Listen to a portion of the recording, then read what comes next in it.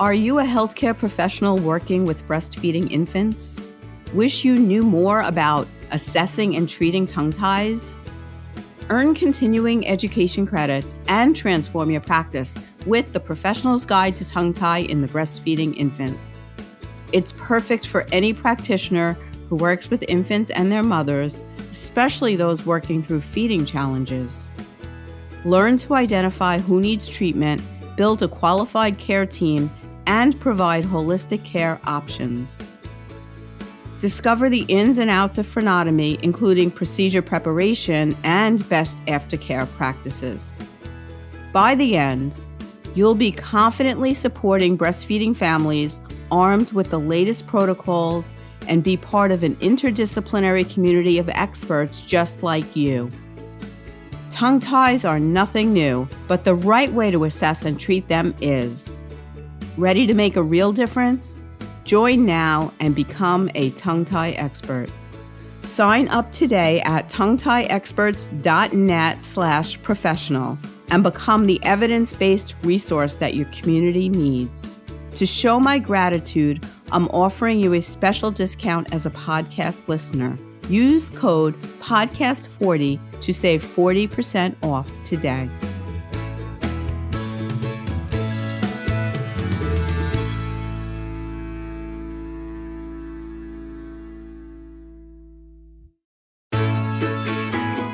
You're listening to the Tongue Tie Experts Podcast, a weekly program providing information and support for those families impacted by tongue and lip tie and the professionals caring for them.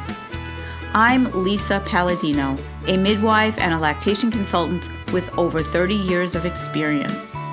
If you are a parent looking for answers or a professional who is curious to learn more than what you learned in school on this topic, welcome. This podcast is for you. A gentle disclaimer. Please do not consider anything discussed on this podcast by myself or any guest of the podcast to be medical advice. The information is provided for educational purposes only and does not take the place of your own medical or lactation provider. Thank you. Welcome, everyone, to the Tongue Tie Experts Podcast. I'm your host, Lisa Paladino, and I'm thrilled to be here today with Tanya Tringali. Tanya is a midwife, just like I am. And it's always an honor when two midwives get together to talk. We always have fun. The great thing about midwives is, one of the great things, is that we have such diverse scopes of practice, and we do such different things under the title of certified nurse midwife. So Tanya and I will chat a little bit about that today and talk about breastfeeding and breastfeeding topics that we may or may not know about from our traditional in-school education and how to support parents and babies with their feeding. So welcome, Tanya. Thank you so much for having me. You're welcome. I'm so excited. So, Tanya, I gave a little bit, I set up, you're a midwife, but tell me a little bit more about what you're doing now, maybe a little bit of what you've done and what's brought you to where you are. Tell us about Tanya's journey. Yeah, I actually love the way you framed how we all do such different things, because it has been a long period of growth and outgrowth and all of that, right? So I worked as a full-time, full-scope midwife. And what that means is that I did all the things full-time. So I saw patients in the office for prenatal care, postnatal care, gynecological care, primary care, you name it. And I caught babies in the hospital. I've always been a hospital-based midwife. But when I sent my only kiddo off to college just about 4 years ago, she's graduating this year. Wow. I decided that it was time for me to sleep at night. Sleeping at night was something I was really missing, and it was really taking a toll on my mental health and I believe my physical health. And I had some really big interests that I felt like needed to be explored through the lens of a midwife. And one of those was fitness in the perinatal period. And that's kind of separate from what we'll talk about today. But It's still fun. That is actually, what's that? I said, that's so fun to hear about, because as you're talking, people who are listening can't see me nodding, but I'm nodding because I left bedside midwifery in the hospital for much the same reasons that you did, but my exploring went in a completely different direction. But that's what happens, which is so amazing with being a midwife. We have so many opportunities and possibilities with where we can go, right? Absolutely. And interestingly enough, at first, I felt like I was telling people I'm not going to be a midwife anymore. And finally, a wise midwife hit me and said, stop saying that. Yes. Like, that's not true. You're still a midwife. You're going down like expert midwife row. And I was like, oh, I'm still a midwife. And you know what? I got chills when you said that, because the midwives who were my mentors, when they closed their office, of course, they closed their office and their practice the year that I needed to do my internship, which was not good timing, but it worked out. But they had some things from their office. And one of the things that they wanted to pass to me was a plaque that said, someone had given it to them. And it said, midwives aren't what we do, it's who we are. Yeah. And that's the truth. Yeah. Oh yeah. And I am a midwife through and through. Like, if somebody says, like, what are you? What is the thing you identify with most? Midwife is the first word that comes to mind for sure. Too. Yeah. Were you an RN first or no? No, I don't know. What did you just say? Were you an RN before? Oh, RN first. I don't know why I didn't understand that. Yes. Yeah. I was an RN first, but I became an RN only to become a midwife, right? Like, I was a young mom and I didn't have a bachelor's degree yet. And I remember like having to go through the agonizing decisions of, I knew that I could become a certified midwife in New York State without becoming a nurse, but I knew also deep down that I wouldn't live in New York forever. And so I took a deep breath and became a nurse. And then I did work as a nurse for 4 years, because as it turned out, I really needed to let my daughter get into kindergarten before I could start midwifery school. It was like, there was no way I could do it until she was in kindergarten. Right. So the reason I asked that is because, and I know I keep interrupting you, but we have so many similarities. It's fun to talk.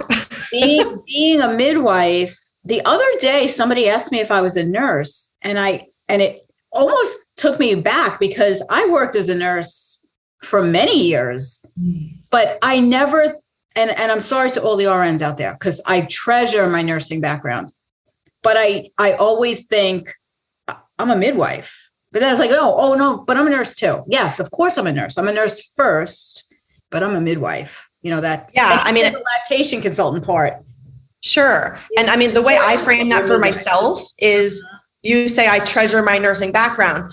I treasure nurses, but I don't necessarily treasure my nursing background, because I do feel so strongly that midwifery is a separate and distinct profession. Yes. And so that's kind of where, and I think that works well in New York State. It doesn't work well in other parts of the country, which was such a shocker to me. Like, I knew that intellectually. I heard about the difference between the North and the South and California and New York and everything else. I heard all of that. And I was like, yeah.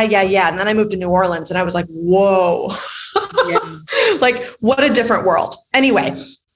So the fitness stuff I started doing that was really interesting ended up opening this door to postpartum. And I literally saw the postpartum care gap with my own eyes for the first time in a way that I had clearly been wandering around the world with blinders on as a midwife, thinking I was doing my job by rounding on people in the hospital and being loving and caring and all of those things, and answering questions on the telephone when they came in and seeing them for a 6-week postpartum visit. I had no idea the depths of, fill in the blank with any word you can think of, anxiety, fear, just the lack of sleep, the how do I get into this new body and identity of mine. And suddenly I was working with people on the day to day. And you know what? So often the fitness went to the side because there were more pressing issues. And so suddenly I was sitting on the floor of a gym with somebody helping them breastfeed and, whatever it was, like doing all the things. And out of that grew this real passion for filling the postpartum care gap. And so that is the bulk of what I do now. And the fitness piece fits in whenever I have a client who is also passionate about fitness or finds that they go back to their exercise routine and they're experiencing some problems. And they kind of come back to me and say, hey, can we talk about this stuff too? But mostly what I'm doing is offering a range of services that support. I keep focusing on postpartum, but I don't only do postpartum, right? The same thing I'm talking about now, I can do for people in the preconception period. And I love doing that too. But we're here talking about postpartum for now. Right.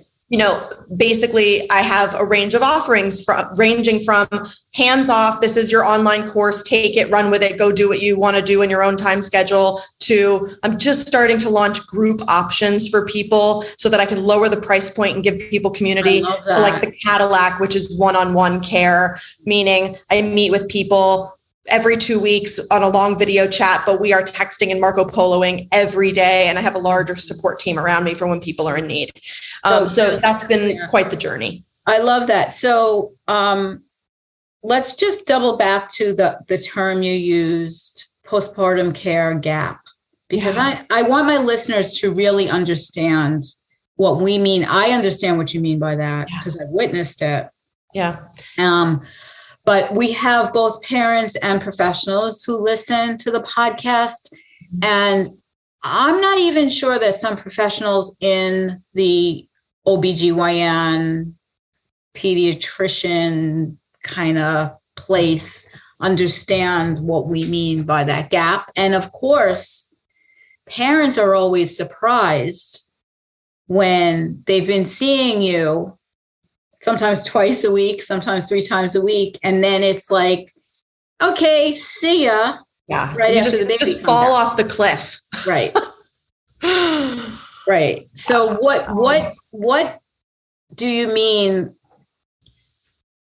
as far as the gap? Is it just the time frame? Is it? So the postpartum care gap alludes to this large idea that there is, in essence, I mean, I'll oversimplify, but there is essentially a 6-week care gap when people need care the absolute most. Then there's this mini little pit stop at 6 weeks, which a client a long time ago called her 6-week visit underwhelming. And I've been telling every client ever since, and every single one comes back and goes, yep, that's the right word, underwhelming. So like, that's a compliment because I've also heard worse. So the 6-week visit is really a letdown for many modern people out there. They expect so much more than what they get. And so my care helps people survive and thrive through those first 6 weeks.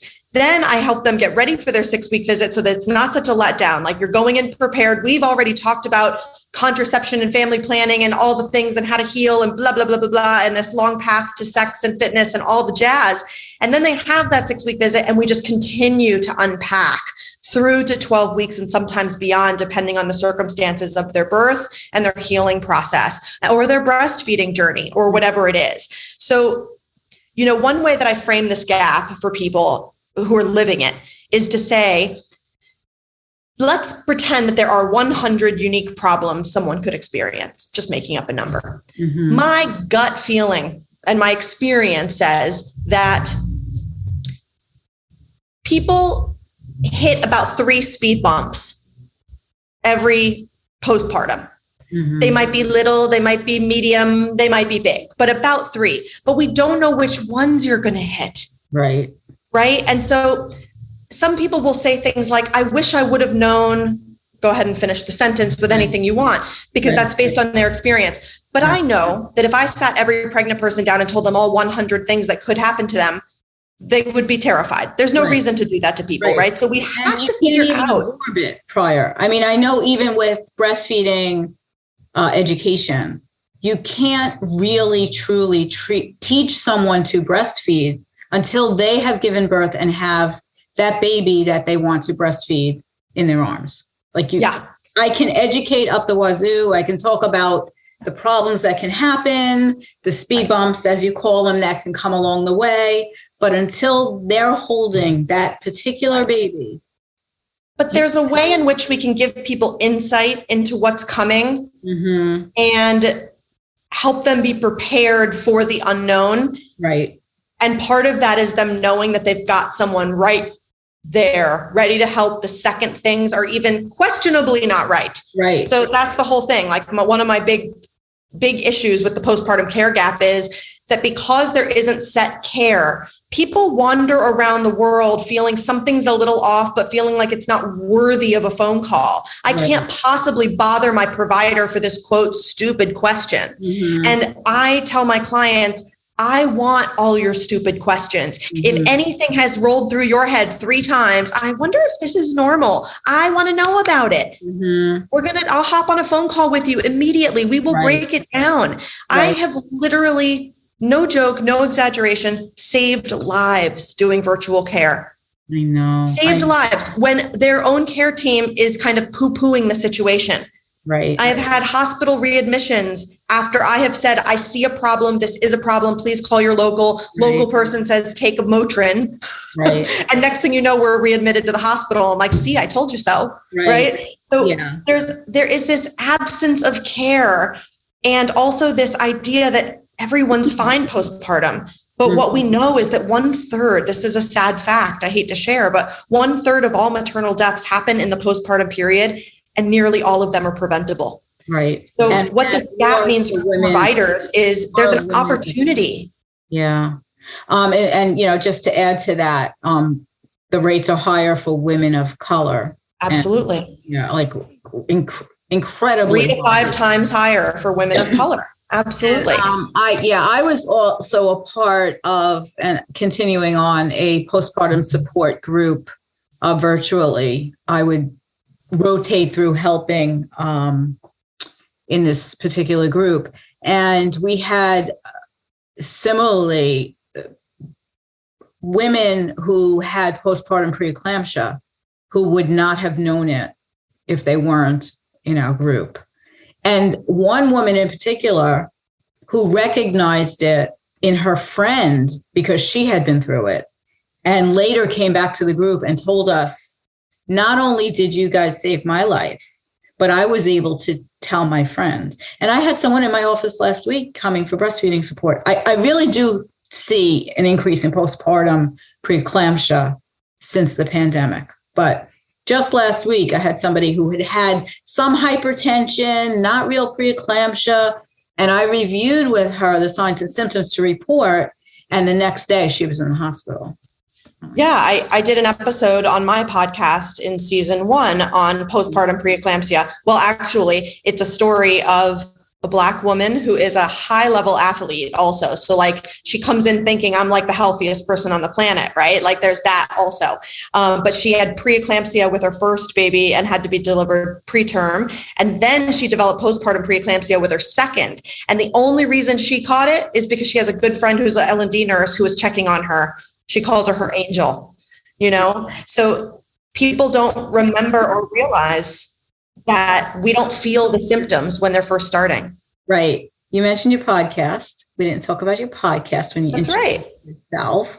So Tanya is the host of the Mother Wit Maternity podcast. And we'll link to that in the show notes because your podcast is something that we should all be listening to, especially those who are having babies now. And you know what, Lisa, the thing I really like most about your podcast and mine and just both of our practices is you're one of the only people I know who's struck out to do something kind of interesting as a midwife, who's really trying to speak equally to both providers and clients. We both have this similar, really shared mission where we're not just going straight to consumers or straight to providers. We're really trying to have a conversation that encompasses everyone. And that's what I think I love most about being able to chat with you and collaborate with you. Yes, I totally agree. It is unique. And that's one of the reasons why, one of the other things that we have in common. So we met late in the game, but realized quickly how much, even though we've had different paths, we have so much in common.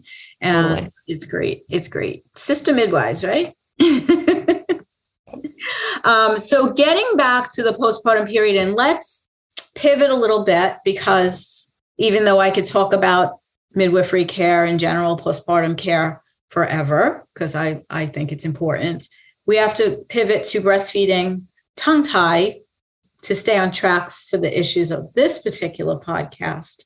What I wanted to do around the time, because this podcast is either airing right before or right after National Day of the Midwife, which is in the beginning of May, I wanted to talk a little bit about breastfeeding, midwives, what we do for our patients and clients as midwives, what we were taught about or not taught about breastfeeding, and how that relates to tongue tie. So we've had a couple of conversations about this off camera, but I think it's important for midwives who are listening and for parents who are listening to hear us chat about it, to bring it a little bit out in the open. Yeah. First, I guess I want to say that other than deeply believing in breastfeeding and being taught the basic idea that breast is best, right? Those kinds of cliche thoughts. In my experience, I wasn't taught a whole lot about how to support people through their breastfeeding journey. And so what I offered my clients came from my direct experience. Now, thankfully, I had exclusively breastfed a baby. Mm-hmm. And unfortunately, that led me to believe that I knew what I was doing. Mm-hmm. So there's a positive and a negative. I had an experience I could work with. I was really great at getting a baby onto the breast. And you know what? I did that for years, years and years and years. I would get that baby onto the breast and pat my own self on the back and walk out of the room and go to the next one having the baby or whatever it was I had to do. Right. It did not entirely occur to me until I embarked on this journey where I work with people so closely day in and day out through their entire postpartum journey that I was in fact sabotaging them. Mm-hmm. So it's interesting that you say that, because similar to you, I was very good at the hospital of getting babies to latch. And then when I started learning through my IBCLC educational journey, how plugging a baby into the breast actually could thwart their future efforts, and how what I was doing was not actually helping. And I stepped back and I was like, this is interesting. I actually even, it made me think about what I learned in midwifery school about breastfeeding. And one of the things I learned in midwifery school, I remember on the boards, I don't remember the exact question, but on the boards, there was a question that I had to answer the way I knew they wanted it according to the textbook, that I knew was actually false in practice because of because I was already studying for my IBCLC. So I was like, this is eye-opening. I have to actually give a wrong answer to pass my midwifery boards. Now, this is not to say that there aren't midwives who know and can support breastfeeding and manage a breastfeeding mom well. But our basic 2-year education on in midwifery school does not include a lot of hours about breastfeeding. Do you agree? No, I mean, if it includes an hour, right. I mean, that's the truth of it. Yeah. Look, I mean, I'm faculty at 2 universities, and while we try our best, it's just simply not possible. We have so much to learn in 2 years. Mm-hmm. And I hate to say it, but breastfeeding falls kind of lower on the totem pole. Mm-hmm. We have an expectation that students will practice this skill in the clinical setting. But that's very variable. And so why there is so much variation from one student or eventually midwife to another, I think has a lot to do with where they learn and what the breastfeeding environment is like at their clinical site. Mm-hmm. We know that breastfeeding rates vary greatly from hospital to hospital, depending on how they run things. Mm-hmm. What is their use of formula? How skilled are their nurses? How busy are their nurses, right? So when you have a culture that really supports breastfeeding, our students are going to learn a little bit more. But also, here's something else I want to say, and it's not just about midwives, actually. It would even apply to nurses and IBCLCs, in my opinion. And this might be an unpopular comment, so I'm curious what you'll say. I find that people including myself once upon a time, who really only worked with breastfeeding people in the first few days of life, don't have all the skills they need for days 4 and onward, let's say. It is two completely different animals. And so I think we as a profession believe ourselves to be more competent than we are because we just aren't out there in the community seeing it. Now, I'm assuming home birth midwives, which I've never been one myself, I'm assuming that they are like above us in a certain sense, us hospital-based midwives, because they are spending more time seeing their clients, I think, but I don't know for sure, right? Yeah. And that's not meant to be a criticism as much as it's meant to be an opportunity to acknowledge that there's a couple different things that we could do better right now, which is use our words more than our hands and acknowledge that there's a lot we don't know from the point where somebody goes home. The situation evolves greatly at that point. Right. Yeah, I think that you're making a very important point. And I found my limitations when I went from inpatient lactation help to outpatient, and I would get a call about my 8-month-old is such and such. And I'd be like, oh no, I never saw an 8-month-old nurse. No, aside from my own kids, right? Because I wasn't helping 8-month-old to nurse. So I do know that there are lactation consultants who are better at better at one thing than the other.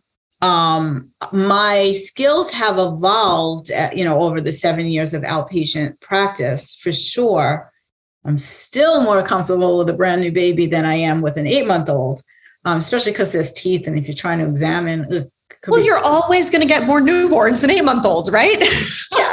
Whether we're looking at the attrition rate or we're looking at the success rate, you're not going to see that many 8-month-olds. Right. But there are a lot of lactation consultants who kind of specialize. And in the field, like we know, like if I know I have a certain problem that I'm finding in a client that's not my thing, I know who to refer to, and that's kind of cool in IBCLC networks. However, if you're a parent listening, you may not know this, right? But I want to step back and say, if you're a parent, and I think this is what to do about the information we just shared. If you're a parent, even if you're getting the most excellent and comprehensive midwifery care, and you're not succeeding at breastfeeding, reach out to a lactation consultant. Ask your midwife if you're comfortable for a referral, but you can find one on your own. It won't insult the midwife for you to get more care, especially if they're working in a traditional role where they don't have the time and the headspace to be helping everyone with every breastfeeding problem. But everyone deserves to have lactation support. And most people never ever see an IBCLC and give up before that. So that's number one. Number two, when you're calling the IBCLC, don't be afraid to ask if they have special training and expertise for the level that you're at. So I get calls all the time. Like I had somebody just a few weeks ago whose baby is having, she has to wean. She just has to wean. I won't go into why. And she asked me if I have experience with helping mothers to wean instead of just making the appointment. And I really respected that. And I do. So yes, I could help her. I get referrals from other lactation consultants who aren't as comfortable with assessment and treatment of tongue tie or the hormonal issues of low milk supply because they can't order the labs and things like that. So we have networks where we will refer out to each other, but as a parent, not to be afraid to ask that lactation consultant, I think my baby has a tongue tie. Do you know about tongue tie? Or is there a lactation consultant that you could recommend that knows more than you do about tongue tie? And let's also go back a little bit and say, as a midwife, and I think you've had this experience, when a parent is having trouble with breastfeeding and we can't fix it, what do we do? What's our, there are all the tools that we've learned or we've used in our experience that don't always work. So what should we do at that point? What have you been in that situation where you're like, oh no, now what? Oh, absolutely. I mean, look, I am not an IBCLC, and I know that more now than I ever did before. I refer to IBCLCs more liberally now that I have more skills. I have learned so much from people like you and a few other lactation consultants who I work really closely with really often. Mm-hmm. And I have a lot more skills than I had 20 years ago. Mm-hmm. But it's like the more you know you don't know. It's that kind of situation. So, in my world, because look, anyone who is signing up for care with me while they're still pregnant, which is the ideal way to sign up for extra postpartum care, is already in the mindset of I'm building my team, right? That's kind of like one of my mottos here. We're building your team to be successful. What is important to you? What are your goals? What are your priorities? How do we rank them? All of that stuff. One of the things I'm doing early on is saying, let's find you a lactation consultant physically in your community while you're still pregnant. I want you to make that initial phone call, decide if you want to be seen once prenatally or not. Make sure you know how much lead time she needs to get you in so that the moment you have your baby, if we have an immediate Mayday or a delayed Mayday, we know what we're dealing with, right? And some people really, most people will do that. But every so often somebody's like, yeah, I'm going to play it by ear. Or maybe there's somebody who says to me, I'm indifferent at the moment about breastfeeding. I'm only going to do it if it comes really naturally or easily. And sometimes it does, right? And then they're like all in. But that's why I have a team of virtual people who I can refer to. And believe it or not, I think you'll believe it. I hope your listeners will now too. I am going to go with, I'm making up this number. It's somewhat anecdotal, but I'm going to go with 80% of problems can be solved virtually. Yeah. And I think that that's beautiful because I'm not only helping someone identify or solve a potential problem, I'm empowering them to do the thing themselves, to do the skill, right? It's that whole me doing it for you versus you doing it yourself. So it's killing two birds with one stone. And if we can't solve the problem virtually, well, we need to escalate to either an IBCLC virtually or an IBCLC in person, whatever they're most open to, depending on the situation, COVID, all the things, right? But yeah, we get help where we need to. And just, taking that a step farther, when you identify a tongue tie, we need more support. And so we have to acknowledge that we work as part of a much larger system and we all play a role and kind of have that wealth mindset almost, right?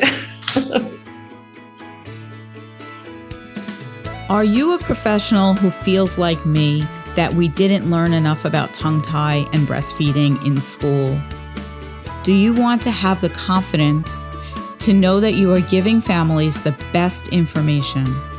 Whatever your role on the healthcare team, if you take care of breastfeeding parents or babies or pregnant families, you play an important part in supporting infant feeding goals. Join me on May 18th at 7 p.m. for a free webinar, The 5 Things That Breastfeeding Babies Want You to Know About Tongue Tie. Sorry, parents, we'll chat another time. This is just for pros.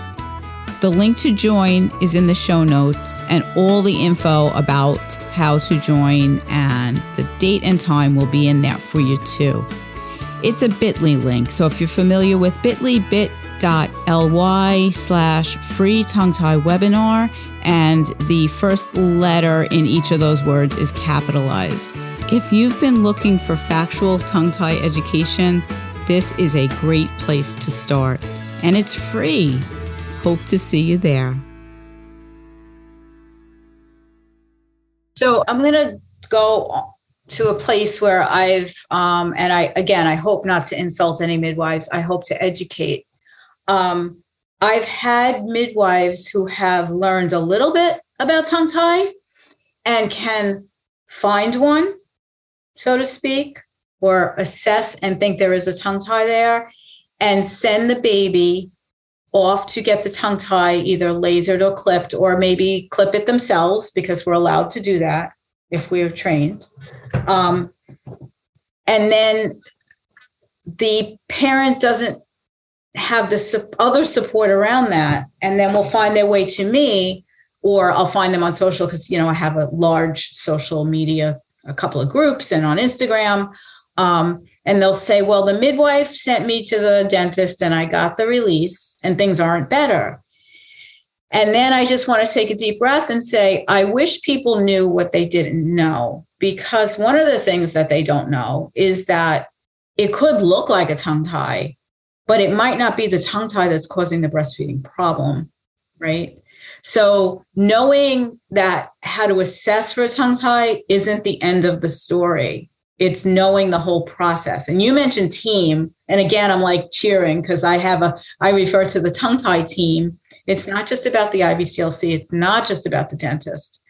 It's about the IBCLC being able to assess what's going on with breastfeeding, make sure it's not a milk supply issue, make sure it's not optimal positioning that can help the baby latch better to the breast. We never want to do a procedure just because we see something, because tongue tie is functional diagnosis, not what it appears to be.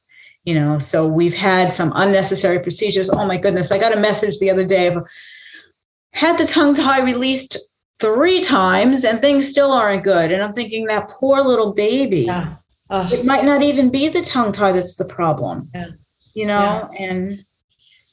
and then there's every variation, right? It's like, the podcast that when you came on my show, remember you followed an episode where there was a pretty severe tongue tie story that went on. And again, there were 3 releases in that story. There's so many nuances that can arise that just boggle the mind if you don't know enough. And in this particular story, she had an initial release done and she reported immediate relief. And then it kind of went away within a few days. Yeah. So it's like you go, wait, I thought we solved the problem and now we didn't, right? I'm not claiming that I completely understand all of that, but I had my whole team ready to go because I was like, this is kind of crazy. Yeah. And that it's actually kind of common that happens because things seem better because all of a sudden the baby can open their mouth wider. But and I don't remember the details of that particular situation, so I don't really want to comment specifically. But a lot of times there's something else going on. Like I've told the story often, both on my Instagram stories and here, about my own grandson. He has a tongue tie, but his issue isn't tongue tie. His issue is the position he was literally stuck in my daughter's pelvis, asynclitically, which means off-centered. So he was born after being stuck for like 3 weeks in the same position at almost 42 weeks with a molded head that was totally crooked. And he feels comfortable leaving his head crooked. So his muscles and everything, his fascia, all are designed to work in a crooked position, which isn't necessarily the best thing for my daughter and for his functioning going forward. So his treatment, very individualistically, is involving OT care and physical therapy and some craniosacral therapy and some oral exercises, all of that. Because if somebody would have looked at his mouth from birth and said, oh yeah, it's because he's got a tongue tie, and clipped the tongue tie, it would have been a disaster because it wasn't just about the tongue tie. So I digress, but that's just one of the examples of a well-meaning midwife who has learned that tongue tie is a thing, still may not know enough to guide the journey. They should be referring to an IBCLC if possible. Other lactation providers, because, we talk about the alphabet soup of lactation.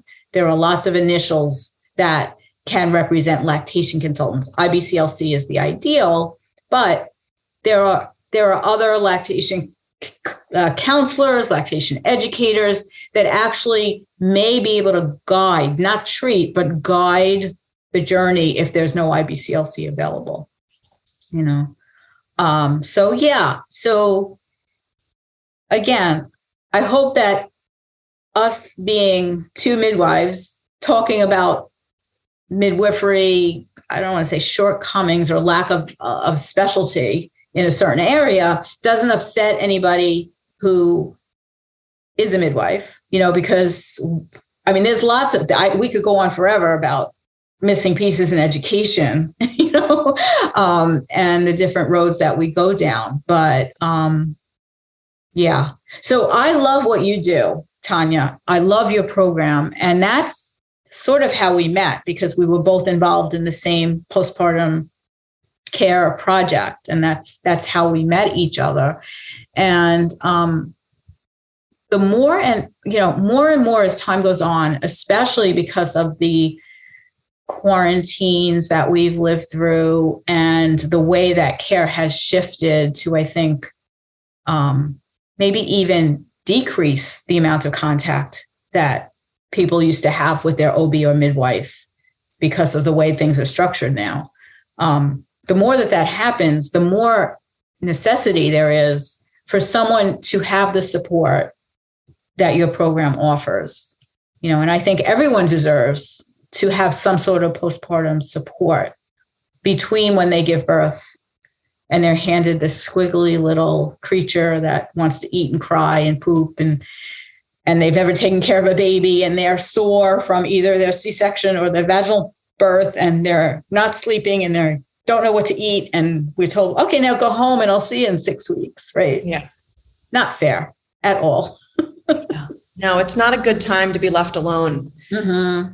It's not a good time to be left alone. And well-meaning family will often arrive and partners do their best, but especially if you're breastfeeding, there's a way in which you and your body are still predominantly involved in this process. And it's very taxing. And so we have to make, some real hard decisions about how we are going to care for the mother so that she can care for her baby, instead of just, having a bunch of visitors come by that keep her awake when she probably needed a nap and all the things, right? So there's so much nuance to the way your life changes the second you see your baby's toes, right? That it's like, it's something that you can't entirely plan for. So some people will say, I don't really know why you do all this postpartum planning. You can't really plan for it. And there is some truth to that, but it's a huge oversimplification, right? There are things that we should sit down and talk about together, or rather I, as the expert in the room, prompt you to talk to your partner about, like,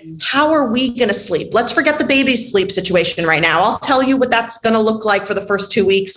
For the most part. Let's talk about your living situation and your structure and how we're going to find you pockets of sleep. And, oh, by the way, do you want to prioritize breastfeeding over your mental health, or your mental health over your breastfeeding? Because sometimes they collide, right? So like really figuring out where people are at in their process and their journey and what their issues are coming into this. And I mean, it's something as simple as, do you know what you're going to eat?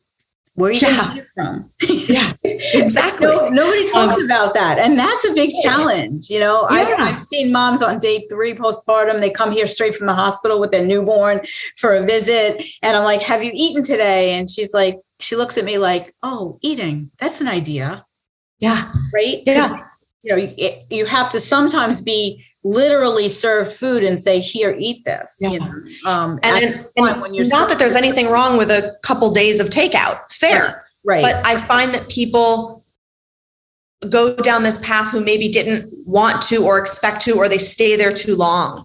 And all of a sudden they're like losing it because they wish they could just get a nutritious, healthy meal in. And there are lots of ways we can make this happen, but we've got to get creative, and it takes a little bit of advanced planning. So some of the things that we can plan in advance, take things off your plate later for the unknowns that are going to arise. Right. So we're really just making space for the things that we can't plan for. That's what planning's about. Right. And I mean, maybe I'm wrong, but you tell me.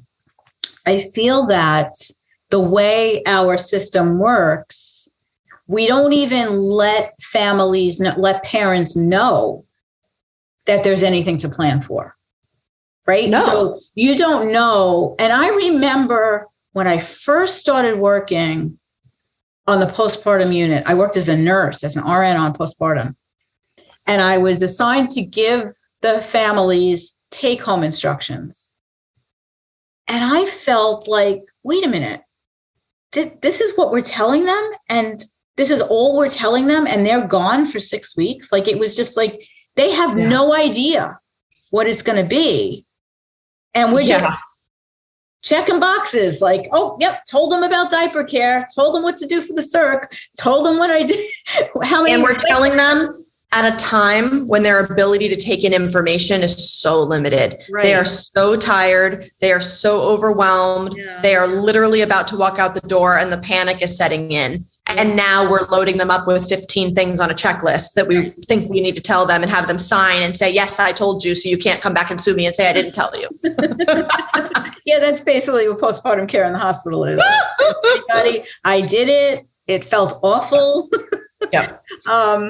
Yeah, I remember thinking, oh, they're not I mean, there are some moms that just thrived. I mean, they just took it all in, knew what to do, looked all settled. And those are the ones I worried about crashing in a couple of weeks, but that's another story. One of the things that we didn't really touch on, because we did touch on postpartum preeclampsia and breastfeeding and all that. We didn't talk about, we mentioned mental health, but we didn't really talk about postpartum depression. Yeah. And I know you probably don't have any stats on your program. However, I do have some actually, because I have a student who really does prevent postpartum depression to have someone that you can reach out to. Yeah, my sample size isn't big enough to make any claims about prevention. What I can say, there's some things I can say, and I have a student who's working on my statistics right now so that one day I hope I can make some valid claims. But one thing I can say is that more than 50% of my clients come to me with an underlying mental health disorder, right? Like they already have a diagnosis, or occasionally somebody has not had a formal diagnosis, but they're pretty clear that they have anxiety or depression that they've just never sought formal treatment for. So more than 50% of the people who come to me because they are very worried. They have heard the statistic that their underlying mental health disorder predisposes them. And they feel like, oh no, I'm going to get this. And so what can I do to lower my risk? The thing that pops out at them first is get support. And kudos to them because they are right. With that said, I'm not going to claim that this is a silver bullet, but what it is someone walking beside you respectfully through that midwifery model of shared decision-making every step of the way and ready to up the ante on whatever it is that you need at any moment. So I have had many people who I've walked through the medication journey. I have many people who I have helped find a local therapist, a support group, one of my virtual therapists who does amazing perinatal coaching. I get people the help that they need. And I will say that I do wear some sort of therapist hat every day. But I'm very clear on where that line is and when I need. Well, as midwives, I think that's part of what we absolutely. It's it's part of our heart. It's part of our midwifery heart. It's just being with women. Yeah. But it's no different than talking about that breastfeeding team. The second I change my lens and I'm focused on mental health, I think about my mental health team. Mm-hmm. Same thing when we're talking about physical recovery. If I've got somebody who has had a pretty intense physical experience because of something in their pregnancy or more likely their birth, I've got a bigger team for that too. Mm-hmm. And so I think that I've developed some pretty good expertise in these areas, but that doesn't make me the specialist. Right. I still call on all of them. Right. It just makes you a midwife. It what? It just makes you a midwife. Absolutely. Absolutely. And yeah. So Tanya, I don't want to take up your whole day and I don't want my listeners to get overburdened with all that we could share today because we can go on for hours and hours. But if there was anything that you'd want as a takeaway, any one message that you'd want the people listening to know, either about your program or about postpartum care in general, about being a midwife, anything at all? Yeah, no, I will say it is that I understand how hard it is to change gears and think about postpartum while you're still pregnant. It makes absolute perfect sense to me that this is hard to do, but I urge you by 36 weeks to start setting aside pockets of time to think about postpartum. And I'm not saying you have to hire me or anyone else that does any work that's similar, but you need to think about what you need and set yourself up for success. And if you are blessed and have an enormous family and friends network that are very close by, well, then set them up and have the real hard talks right now about what your needs are and what you need that to look like. And if you have the means to set yourself up for additional support, do so. This is a time when you should be supported. And, I'm happy to be a part of that journey with anyone, but I don't care how you do it. Just get yourself some support. I love that. That's perfect. The perfect way to end. We'll put it in the show notes, but for those who are listening, what's the best way to find out more about your programs or to get in touch with you? What's your contact? Yeah. My website is Mother Wit, WIT, motherwitmaternity.com. And my Instagram handle is mother.wit.maternity. So you can DM me there. You can send me an email. My email is tanya@motherwitmaternity.com. I'm super accessible, and I'm happy to chat with people. And anyone that's interested in my monthly subscription program, that one-on-one piece, I do free consults for everyone who's considering that, because I don't think it's fair to work with a provider that you've never met before. It's kind of like when I was a midwife, we had Meet the Midwives, and it's the same thing. It's just a principle that I stand upon. So reach out. Beautiful, Tanya. Thank you so much. And thank you to everyone who's listening today. Have a wonderful day. Thanks, Lisa. Bye. Bye. Thank you so much for listening to this week's episode of the Tongue Tie Experts podcast. Check out the show notes for useful links about the topics we discussed and for ways to follow us on social media. Please subscribe to us on your favorite podcast app. And if you enjoyed listening, we'd love it if you'd rate, review, and share with your friends and colleagues. Thanks so much. Bye-bye.